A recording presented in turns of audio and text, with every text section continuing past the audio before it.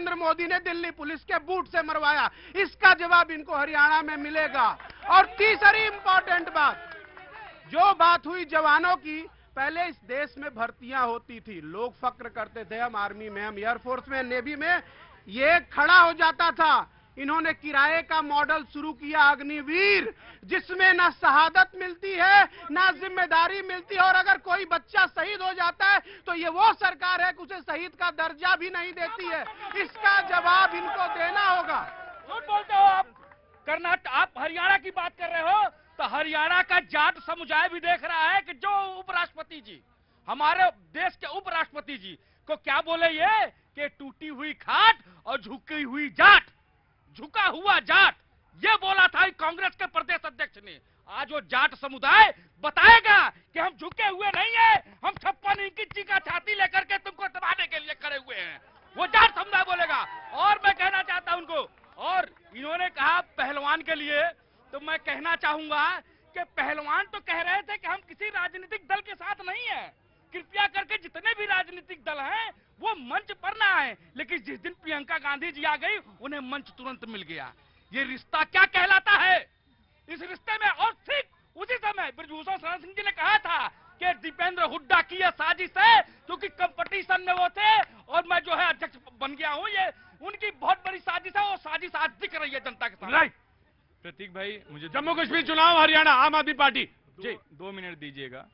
देखिए, कश्मीर के अंदर जो इतना भारी संख्या में वोटिंग हुई है, ये मुझे लगता है लोकतंत्र के लिए सार्थक चीज है, एक अच्छी चीज, हम इसका स्वागत करते हैं।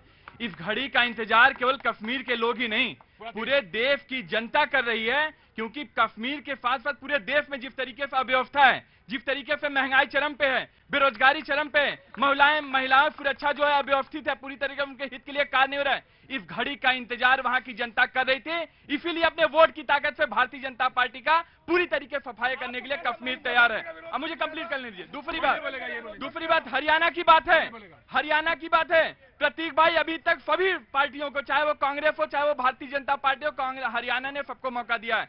अब एक नई उम्मीद की पार्टी आम आदमी पार्टी गई है। अरविंद केजरीवाल जो भारतीय जनता पार्टी के षड्यंत्रों से निकल के आए हैं, जिस तरीके से मां अपने बेटे का इंतजार करती है, बहन अपने भाई का इंतजार करती है, उसी तरीके से हरियाणा की जनता अरविंद केजरीवाल जी का इंतजार कर रही है कि आप आइए और पूरी ताकत से जो मॉडल हमने दिल्ली में दिया, जो मॉडल हमने पंजाब में लागू किया, वही मॉडल हमने हरियाणा में लागू करके हरियाणा वालों के हित के लिए कार्य करेंगे। चाहे वो महिलाएं हो, चाहे वो पहलवान हो, चाहे वो जवान हो, चाहे वो किसान हो। जी नमस्ते।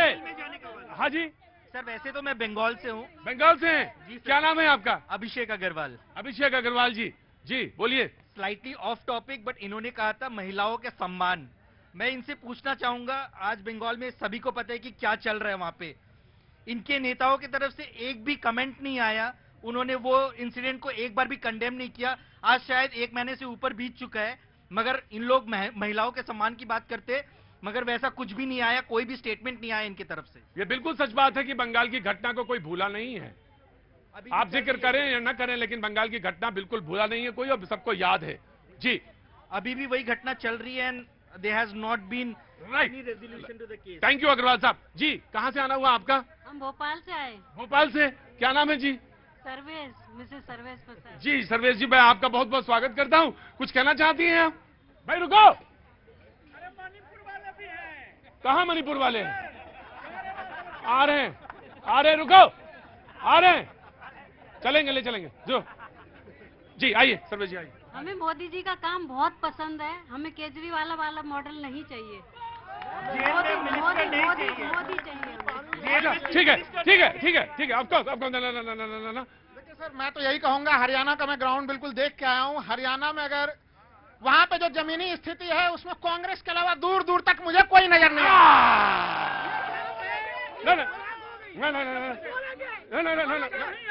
बोलने दोगे बीच में, वरना मैं शो के तुरंत उधर फेंक दूंगा।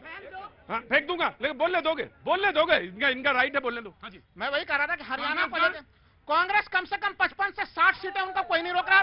बीजेपी के लिए अभी भी मैं चुनौती है, वहां पे कोई 15 सीट डाले, बीजेपी। ये कह रहे हैं हरियाणा में कांग्रेस बहुत आगे बढ़ रही है, तो हरियाणा की जनता जान चुकी है कि इन्होंने वादा किया था हिमाचल प्रदेश में हिमाचल प्रदेश की सरकार कह रही है कि जितने भी गवर्नमेंट अधिकारी हैं 2 महीने के लिए सैलरी मत लीजिए, सरकार जो है घाटे में जा रही है। ये इनका वादा है। इनके लिए राज्य सिर्फ दुकान है, राज्य का विकास नहीं है। राइट।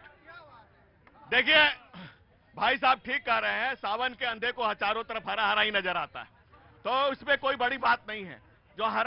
जो कश्मीर की बात आप कर रहे थे, कश्मीर में पहले 14,000 करोड़ का इन्वेस्टमेंट था, अभी 81,122 करोड़ का है। 1.6 लाख करोड़ की इकोनॉमी थी, 2.6 लाख करोड़ की है।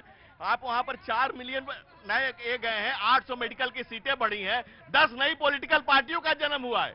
और कांग्रेस जो बात कर रही थी भाई, वहां जो लेडीज का रेशियो था वो बराबर हो गया। 5,000 नई महिला उद्यमी बनी, 50,500 थाने नए बने। महिलाओं का जो सम्मान भारतीय जनता पार्टी की सरकार ने किया, अब रिजल्ट बता देंगे। रिजल्ट आपको आएंगे, थंबिंग मेजोरिटी से हम दोनों जगह सरकार बनाने जा रहे हैं। आप अरे इधर आओ, यहाँ मैं आ रहा हूं। हाँ जी, मैं ये जानना चाहता हूं कि पन्नू से पाकिस्तान तक ये हाथ के साथ ही क्यों है? पन्नू से पाकिस्तान तक इस कांग्रेस का हाथ आतंकवादियों और देश विरोधियों के साथ ही क्यों है? इन्होंने एक अच्छी लाइन कही कि सावन के अंधे को सब हरा भरा दिखता है। हरियाणा में 78 भारतीय जनता पार्टी के पूर्व विधायक, पूर्व मंत्री, जिला अध्यक्ष और ये तमाम लोग इस्तीफा देकर बीजेपी से कांग्रेस ज्वाइन कर चुके हैं। राइट, यहाँ